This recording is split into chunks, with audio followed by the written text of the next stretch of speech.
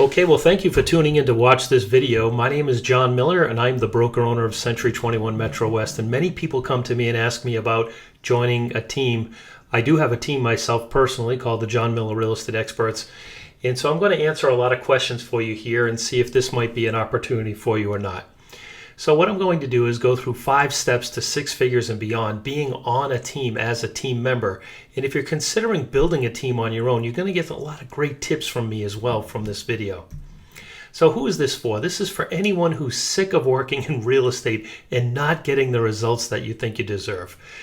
In the next 45 minutes or less, I'm going to show you how to turn your income into 6 figures, even if that seems like a ridiculous number to you right now.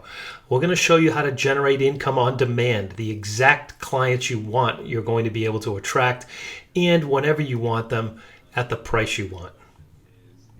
Now, we're going to show you how to command a premium income for your services, whether working as a buyer's agent or a listing agent.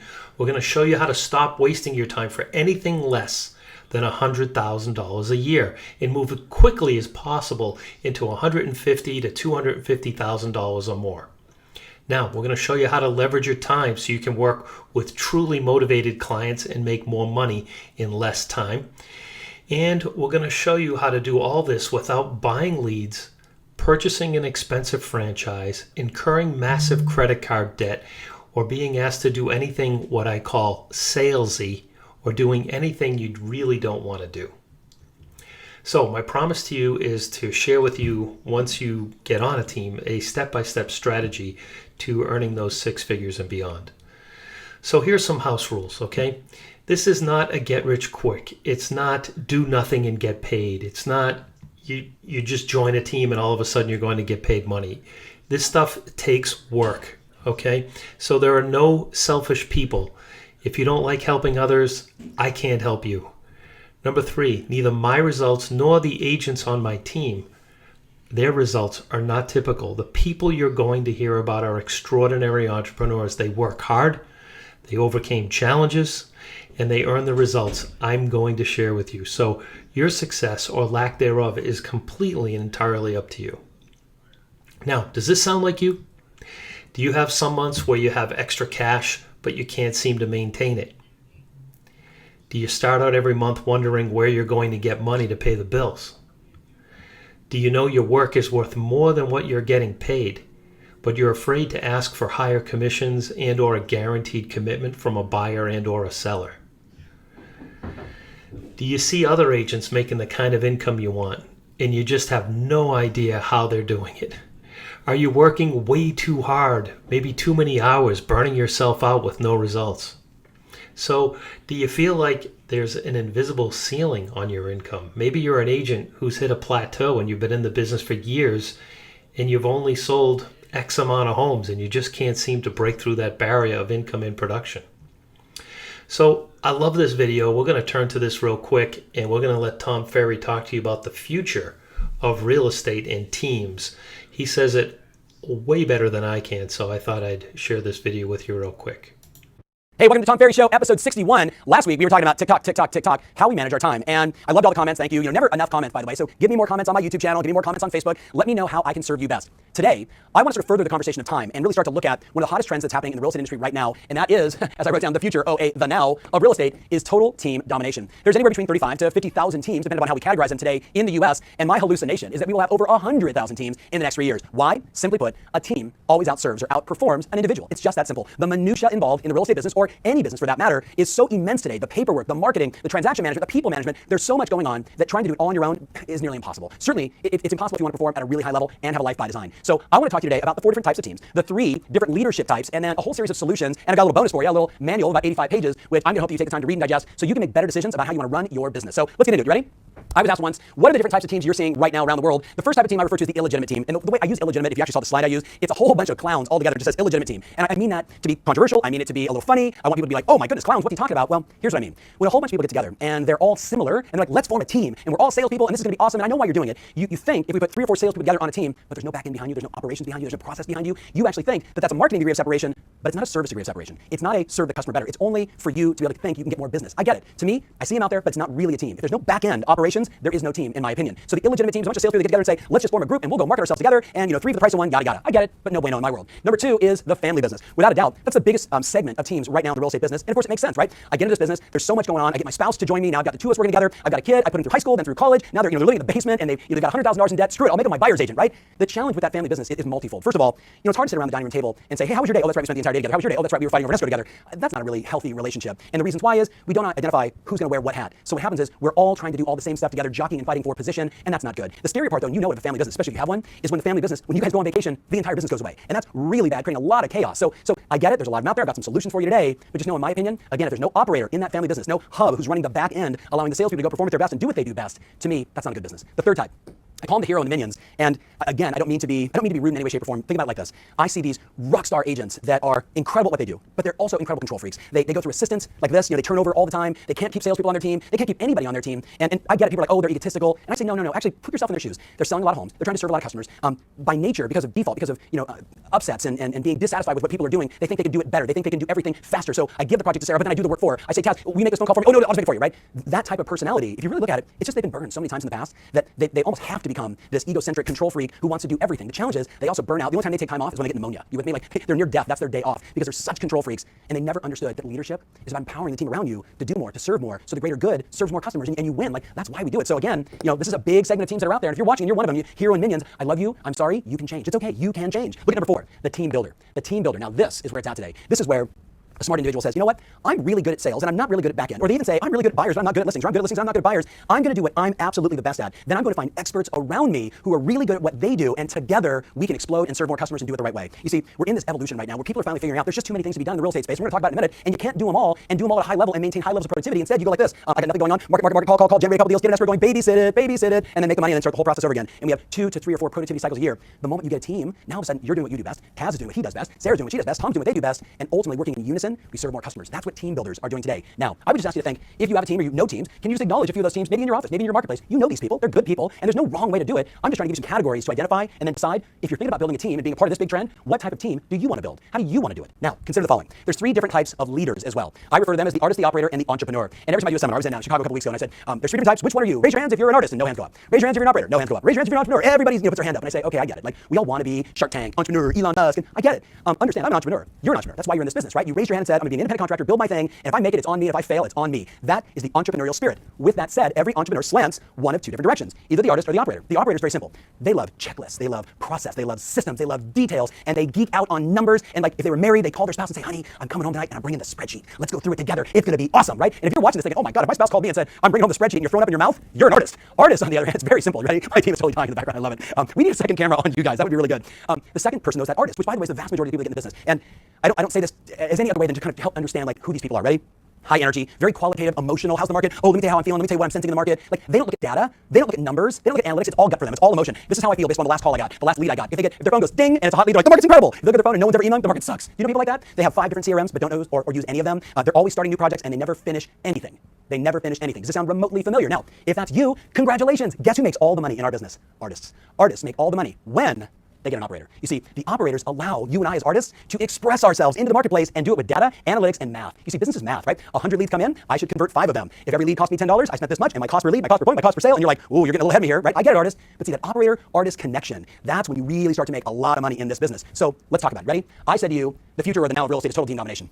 Let's just say in a couple years there's 100,000 teams, and there's a million agents, right? So 100,000, 10%, but remember they all have 3 people, 300,000, maybe 4, maybe 500,000 people will be on teams, and the balance will be solo entrepreneurs. Who do you think's gonna win? Who do you think's gonna serve more customers? Look in the MLS, do your own research. You know what's coming, you see it. So the question is, right, what type of team would I want to associate with or be a part of or start on my own? And I hope you're thinking this one. These are great as long as you got an operator in the mix. These are okay, but you gotta have an operator. These scare me. You gotta really understand which one are you. I'm an artist, but I can express myself through data because I've got an operations team that gives me the analytics and the numbers, and then I do the Tom Ferry show. You with me on this? It's the same thing for you. So I've got some solutions. We're giving this for free. Where'd they go?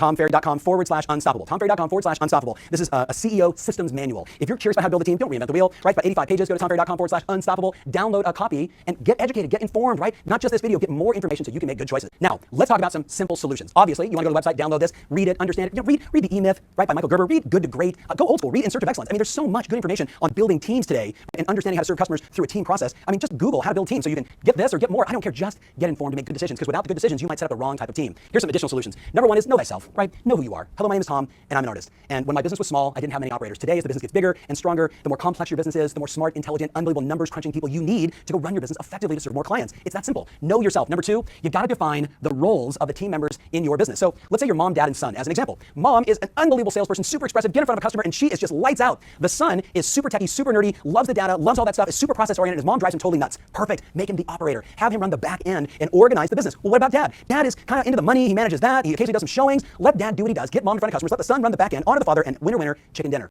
But you got to understand what are everybody's roles and responsibilities. If everyone wears the same hat, guess what happens? Total chaos. And again, when you go on vacation, everything's a mess, right? And you're laying there in bed at night. Honey, how's it going? I love you. You reach over to give right? And they go, oh, let's talk about that escrow. That's not good. That's bad. And that's usually because we don't have clearly defined roles and responsibilities, and we're not running the business like a business. We're running it in chaos. That's not good. Now, number three, build the hub. So, Taz, maybe come in close on this.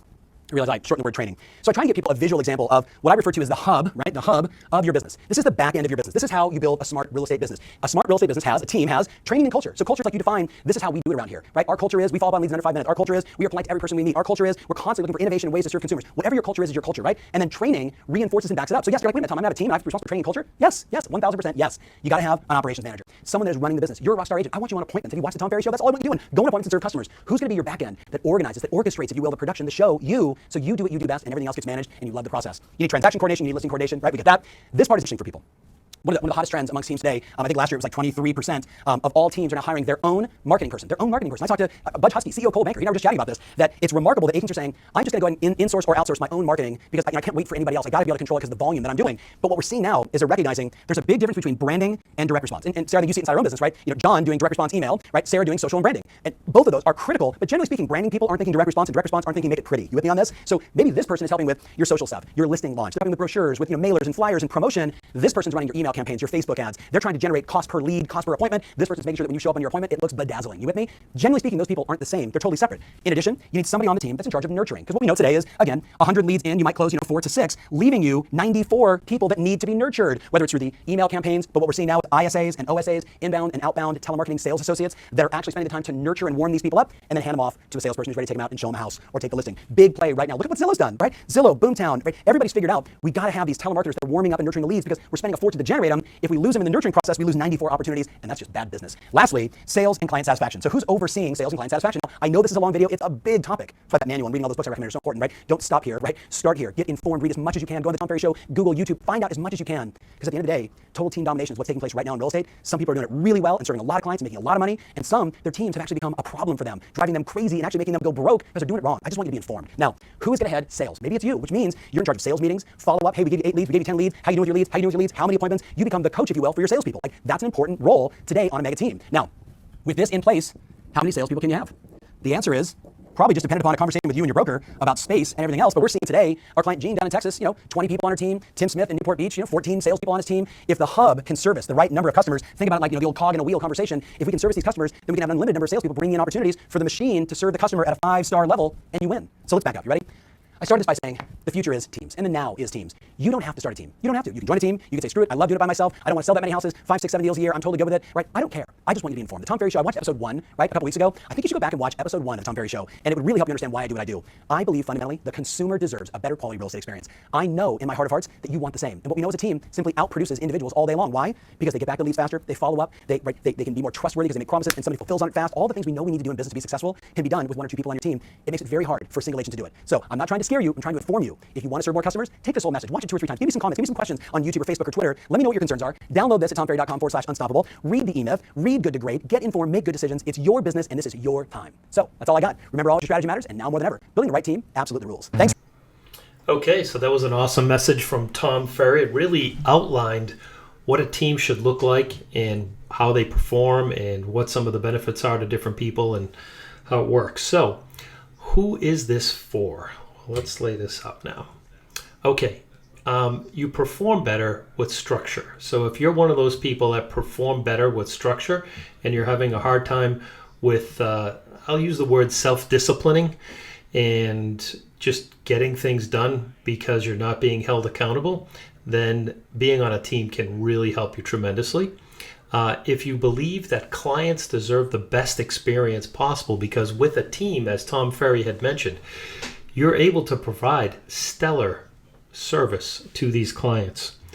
It's not for you if you want to learn how to do everything. Well, what does that mean? Well, when you join a team, you're not going to learn how to do any administrative work because someone else is doing that for you. You're not going to learn how to market a listing. You're not going to learn how to take a transaction from the time it goes under agreement until it closes because someone is doing that for you. And so it's not a learning ground to, base your education on for the rest of your career. You're going to be a specialist in one area. You're not going to learn how to do everything on a team. So if your goal is to, hey, I want to learn everything there is to know about what to do in a real estate transaction, if that's your goal, this is probably not for you.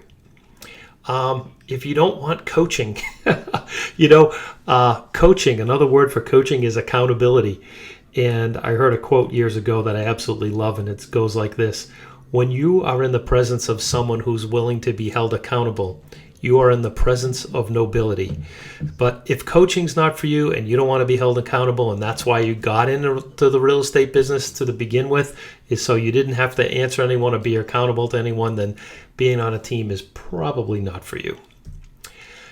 If you don't like structure, a team is all about structure. In fact, one of the benefits of being on the team is the structure has already been created for you. And it's probably the lack of structure, the lack of coaching, the lack of, of this desire, just gets pulled away from us when we don't have these things in place. So this again, it just depends on you as a person and what you like and what you don't like and what will help you thrive and what will not. So you know yourself better than anyone else. So I hope you get the point here. Now let's talk about the organizational model of a team. I actually took this diagram directly from the book The Millionaire Real Estate Agent, which is a fantastic book if you want to know about the model of a team and how the structure works. It was printed years ago. However, there's not a lot that you could do to update it. It was like this years before. And so I will tell you a little bit about myself. I started to build a team my third year in real estate because I was struggling and I couldn't get everything done that I wanted to get done, and I couldn't give excellent service to my clients, and I was working way too many hours and getting burnt out. My first year in business, I sold 17 homes, and I worked really hard. I was Rookie of the Year that year in my office. The second year, I sold 24 homes, but I worked a lot more hours, and by my third year, I started getting more referrals because I had done a good job for my clients. I provided them with good service. I lived by the adage that always do what you say you're going to do, sometimes more, but never less. And that created a flurry of leads coming in, and I was having a hard time managing them. So I paid $4,000 and took a plane to Canada, and I shadowed a gentleman who had a team of 13 people that was selling over 300 homes a year. And he taught me that I needed to build a team and get some administrative help. So I did. I came back to Massachusetts from my trip to Canada to learn from this awesome agent. And I hired an administrative person. I went through a lot of pain because I didn't know the first thing about hiring and finding talent. I had to later learn that. But I was very fortunate by the third hire to find someone who's amazing. In fact, she still works with me to this day. And I will tell you that I've been in real estate. It is now 29 years. And she has been with me for 26 of those 29 years. And I hired her as the marketing and administrative manager, which is this position right here, which should always be your first hire when you're building a team. And then I hired a buyer specialist very shortly after that, had her working with all the buyers. In my third year in real estate, my buyer specialist closed 20 transactions that year, and I closed 43 listings. So we had a total of 63 transactions my third year in business, just creating this team. That was 26 years ago, and I've been practicing this model ever since and perfecting it ever since. That buyer specialist, by the way, on average, was selling 7 to 8 homes a year for 3 years. It was thinking about getting out of the business. And when we brought her on and put this system in place, her income soared. Okay? So first hire, if you're going to join a team, you want to make sure that they either have 1 or 2 people doing this job. This is the marketing and the administrative manager end of things. So I have on my team right now, I have a marketing person. So when we take a listing, so I'm the lead listing specialist, and I'm looking to have someone take my place and be the lead listing specialist so I can just be the CEO and that's it. I don't want to go on listing appointments anymore. So I'm looking to hire and train someone to be this lead listing specialist right now. But what I do have in place is I have buyer agents. I'm also looking to bring in buyer specialists. I need more people where our income is going through the roof. We've done quite well over the past few years, and the team is growing. So we're looking to make some hires. Now, I already have in place all the marketing for listings. So when a listing comes in, we have someone handling all the marketing on that. And then we have a separate person, which is the first person I hired 23 years ago. She is managing all the transaction coordinating. So from the time it goes under agreement until it closes, she's managing all that entire transaction. So anyone who comes on board as a buyer specialist or a listing specialist, they do not have to perform any of these functions on the team at all, which is just tremendous, saves you a tremendous amount of time, energy, effort, and hours. So that's how this team structure should be. This is the model we have been following, and it works extremely well. It helps provide excellent customer experiences as well. Now, you want to go and build your team in levels. So, level 1, it's just us, or it's just you. You're in charge of everything. And then the next step is you hire an assistant, and that assistant will do the marketing, administrative, and the transaction coordinating. And then ultimately you find 2 people, and then you cross-train them. So if one is on vacation, the other can do the other person's job. And then you have a lead buyer agent. And right now, this is where our team is, and we're looking to bring it to the 5th level. So we're interested in interviewing people for buyer agent positions and listing specialist positions, and we can certainly talk to you more about that. And as we move out of this situation where I'm on listing appointments, then I would have the lead listing specialist handle all the listing appointments, and then that person would get help from another person who is going on listing appointments. Same thing with buyers. We'd have a lead buyer agent with other buyer agents working with them, and we already have these 4 things covered. And then ultimately at some point, someone, maybe from the team, ideally it would be from someone on the team, would then be hired as the CEO of our company and our team, and they would run the whole show. They wouldn't no longer be going on appointments. We would have these people going on appointments, and then I would back out of the way and just be the owner of the company at that point. So this is where we are now, and this is where we're going. Now, things you don't have to do when you're on a team. You do not have to market any listings. You don't have to pay for leads from the time the property goes under contract until it closes. You do not have to perform any of those tasks or duties. You do not have to hire administrative staff. You don't have to train administrative staff from scratch, and you don't have to manage employees. You don't have to learn by making mistakes. There are 2 ways that people learn in the world. Number 1, you either make mistakes or you go to training. Training helps you avoid making those mistakes. And believe me, I've been at this long enough to have made every mistake anyone could possibly make. So you don't have to do the same things that I did and suffer the way that I did. You get the benefit of all that training and learning. So here's some criteria to be qualified on the team. And if any of this is not attractive to you, then this is probably not the right opportunity for you. However, to some people, this is very attractive. In fact, you're probably going to see this and think, wow, this is something that I've been wanting to do for a long time, or that really makes a difference.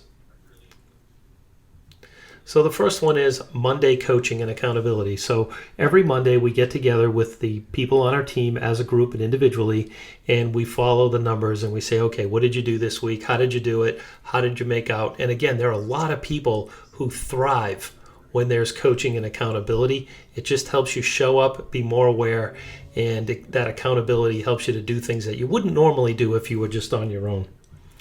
Second thing is peer group mastermind sessions every Friday. So every Friday we get together as a group and we blast through all of your achievements and we celebrate your successes over the week.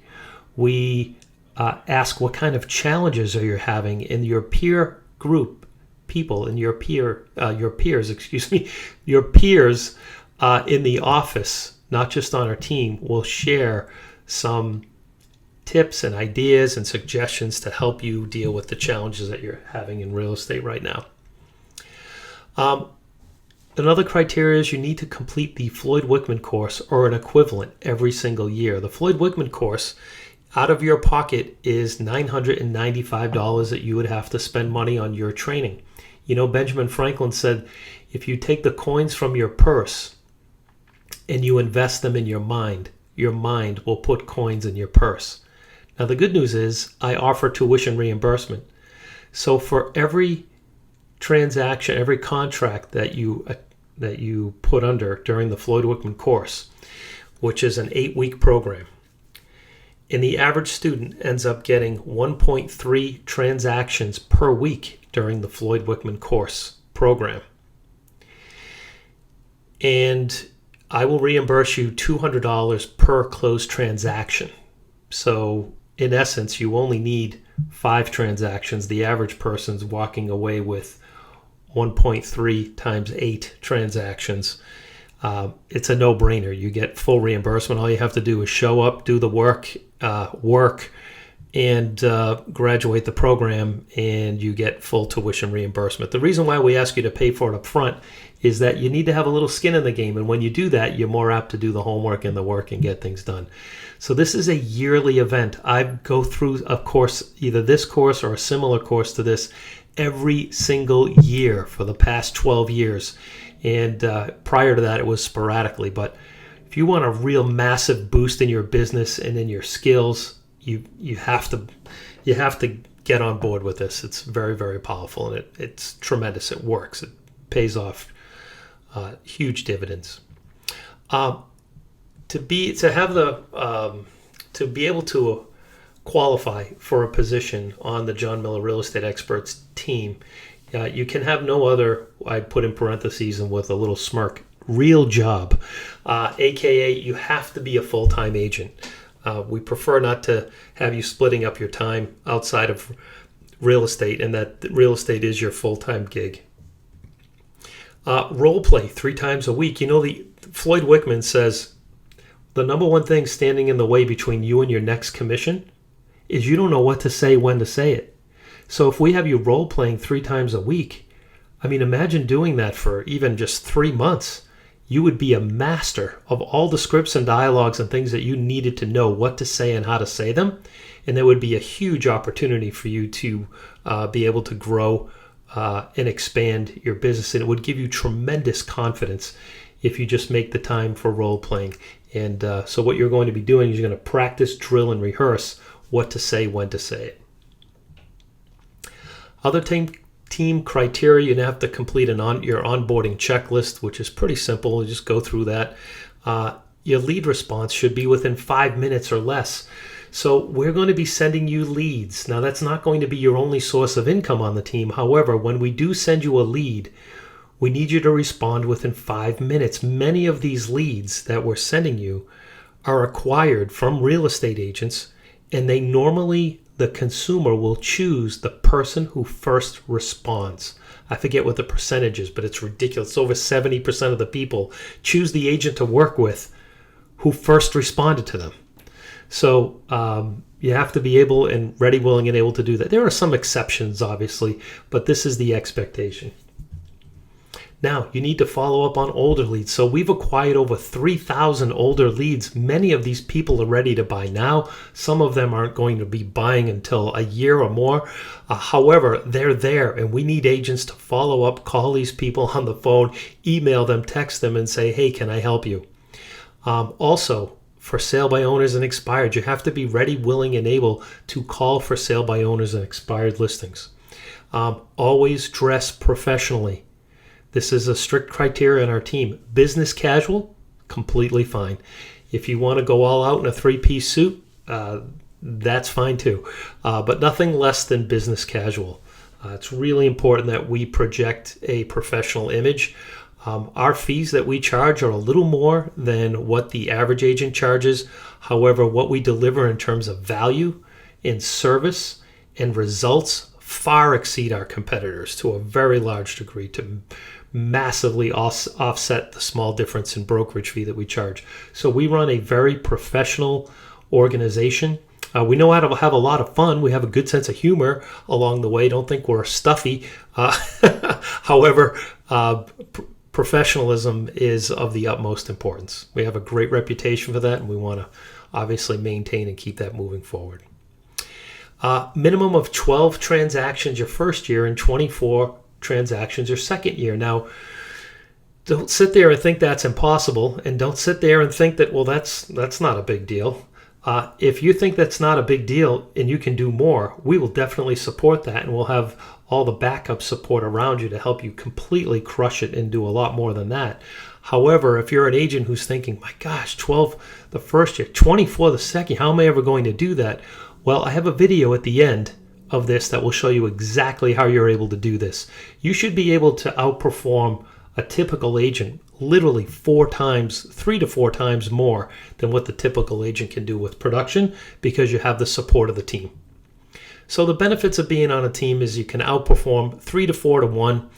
We have better quality client experiences for our customers and clients. People are just going to love the experience because of what we do and how we do it. You're going to make a lot more money per hour. And again, I'm teasing you a little bit with this little short video that we're going to play at the end of this session. And you handle the people, and we will handle the business and the structure. So if you got into the real estate business because you love people, you love working with people, you want to help people buy homes, you like working with them through the process, that's great. But if you really, either you don't like it or you prefer not to handle all the business end of things and the structure and the processes, and it just starts to make your head spin, or you think that you got so bogged down in handling the business and the structure that you weren't able to spend more time working with the people, and that's causing your income to stay where it is and plateau, well, we have that solved for you. That's a benefit of being on the team. Some of the best candidates have some experience and not brand new to the business. Well, why do I say that? Well, because new agents have no idea what we're doing for them. When you're brand new to the business, you don't know what you don't know. It doesn't matter what level of intelligence you have, how much common sense you have, what your IQ is. You'll never really know exactly and truly feel all the benefits of what a team is providing for services if you haven't been through a real estate transaction on your own by yourself, either working with a buyer or working through a listing, especially if you have a client that's really tough to deal with. I mean, it can be a real challenge. So, and it can limit your income. So we prefer to have agents who have some experience. We might make an exception for someone who is brand new, but you really have to kind of sell us on, the fact that you're going to get it. You're going to understand how it works. Quite frankly, in the past, I've just learned that people who are new, they give up too easy. They weren't committed when they started. They just had this big dream and they weren't willing to work hard. And or some people are new and they are willing to work hard and make it happen, and then they just take it for granted what we're doing and how we're doing it, and they don't have a lot of full appreciation for what we're bringing to the table. So anyway, if you're brand new and you're still interested in this, we'll certainly talk to you about it. However, you're going to have to work a little harder than someone who's already had some experience to get hired. Okay, the best candidates do not have this attitude of, I'm going to learn and then I'm going to leave. I'm going to just save you a tremendous amount of time, energy, and effort right now. Being on a team is not going to provide you an opportunity to learn everything, as we mentioned earlier. So a team is not an environment to learn everything there is to learn, to provide yourself with a springboard to go off and do it on your own. A team is really set up, the benefits are that you're going to be able to be a specialist in one area of working in real estate, and that's either a buyer specialist or a listing specialist. And so if you have this attitude, well, I'm going to join a team to learn, you're going to be sadly disappointed, unfortunately. Okay, now we hire talent and we teach skill. So I want to mention that as well. We hire talent and we teach skill. If someone has talent, we will find a place for you on our team and we will teach you the skills. It's okay if you don't have the skills right now. The skills can be taught. The talent cannot. Now, talent can be earned. I was not born with any God-given talents or skills at all to be even remotely good in real estate. Everything I came up with, I learned on my own. I learned it the hard way. My training program insisted of, okay, hey, welcome aboard. Here's where you order your business cards. Here's your desk. Here's your phone. Goodbye, buddy. You're on your own. That was my training program. I had to figure it all out. I had to go outside for additional training and resources. It was pretty interesting. How things have changed over the years. More on best candidates. You can expect training and be provided with opportunity. So what we're going to do is we're going to provide you the training for you to help you develop the skills. And what we're going to provide for you is an opportunity. We're not providing you with a job. We're not providing you with automatically you're going to make money. You're still an independent contractor. You're still and you're being provided a tremendously amazing opportunity. And what you do with it is really, truly up to you. You can enjoy the team camaraderie, and the culture of the team is just spectacular. And we have a lot of fun, and we work hard, and we play hard, and we enjoy what we do and how we do it. So some considerations in joining a team: there's less risk involved when you have a team because you're not spending any money, and the things you're learning how to be efficient right out of the gate and right away. You have less control, and in many ways, that's a good thing. You don't have to control the business or the systems or the processes and things of that nature. And you make more money per hour. And you're a specialist in one area. Rather than being a jack of all trades, you're able to specialize in one area of the business. And it's safer and more comfortable for a lot of agents as well. Now, here's a video that I produced many years ago, and it's still true today, so I'm going to play this for you. Pay close attention. Okay, welcome to this exciting video about should I be on a team or should I have a team? So I wanted to put this in perspective, so I put together a little video for us. And in this video, I've broken the real estate broker's job into 4 parts. The first part is listing homes for sale. You have to list to last in real estate, so you need listings and you need listing inventory in order to create sales. So once you get those listings, 25% of your job or 25% of your time should or could be spent on marketing listings. Then you need to work with buyers. So once you market your listings and acquire buyers from your listings or buyer leads, you need to convert those buyers into sales also.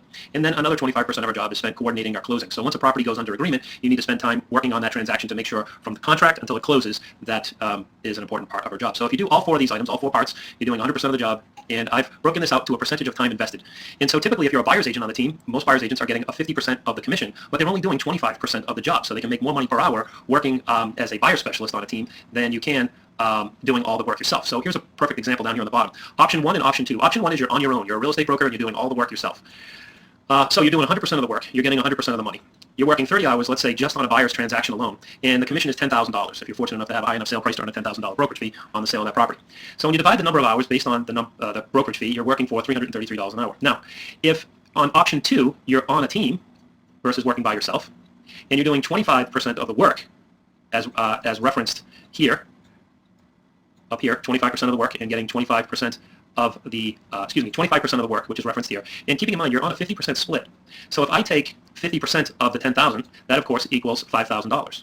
However, I'm taking 25% of the 30 hours, which equals 7.5 hours, at $5,000, and you're getting a total of $667 per hour because you're on a team rather than doing all the work yourself. So when some people say to me, and I have to chuckle, hey, I don't want to split my fee and give half to a buyer's agent, or I don't want to work on a team and only get 50%. There's an old saying that rich people focus on the net, or the money per hour, and poor people focus on the percentage. And as is referenced in this scenario, you can see how that does apply in this scenario. So that's the end of this video. If you have any questions, feel free to reach out to me. My name is John Miller. Amazing. I couldn't have said it better myself. That was perfect, John. Thank you for doing that. So anyway, the value proposition is not the split. It's what you get for the split. We talk about this with our clients. If we say that, our brokerage fee is 6 or 7%, and our competitors are charging 4 or 5%. However, we're able to get you 3 to 4% more money on your home. So our fee may be 1 or 2% higher, but if we can get you 3 or 4% more money on your transaction, you see you're actually going to net more money in your pocket when you hire us than if you hire a competitor. So it's not the brokerage fee that you pay, it's what you net in your pocket that makes the difference. And that's true when you're considering joining a team or being out on your own. So what's next? The next step is you email me for an interview. My email address is John, JOHN, at c21metrowest.com. John at c21metrowest.com. Go ahead and make a note of that if you would, please. Include your resume when you send me that email, and then answer me just one question. Why do you want to be on a team? If what we see looks good, we'll give you a call. We'll set up an interview. We can do it via Zoom or we can do it in person.